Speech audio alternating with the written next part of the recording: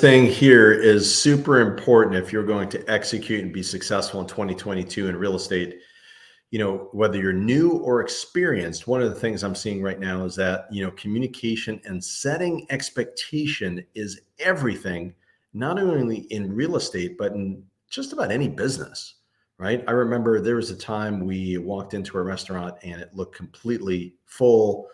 And the owner came out to meet us and said, it might take a little bit longer than what you think because our kitchen is small. We've got a lot of people here. We have a couple of large parties. And he said, just if you're okay with that, it's going to take a little bit.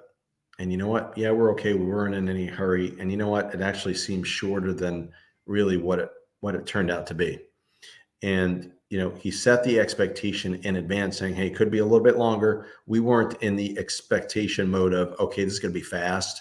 So we didn't get anxious and it was a better experience. We have to do the same thing in real estate. And right now, especially now, we've seen a shifting marketplace right now. Like we're in middle to end of May, actually end of May 2022.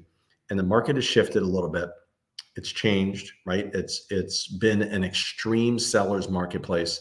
And now it's just a seller's marketplace. So, it's cooled off a bit. Inflation is up. Interest rates are up. Days on market still way down. Prices have gone up tremendously. And now we're seeing a little bit less buyer demand. So setting the expectation to the seller. And what that means right now is one, we need to let them know that, prices are still pretty good, still a pretty good time to sell, really good time to sell.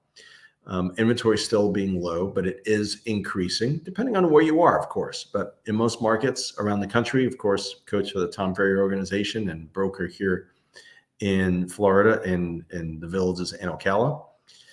I have a feel for what's going on in many, many markets. And really what we're seeing is that we are seeing less demand. And that doesn't mean no demand, doesn't mean there's light demand, still heavy demand compared to maybe 2018 and 2019 numbers. But what it does mean is that the days on market might grow. In fact, a lot of my people are telling me that, for the folks that really listed here, we might have to have a conversation with those people, especially if they're motivated, that, we may need a price reduction or it's going to take a little bit longer on market. Because look, sellers have been trained that the market is basically, it's 3 minutes, right? That's how long it takes to get a home sold. And in fact, many agents have gone through the system of the situation of the sellers thinking, well, we don't need you. We can sell it on our own. The reality is that they end up leaving money on the table.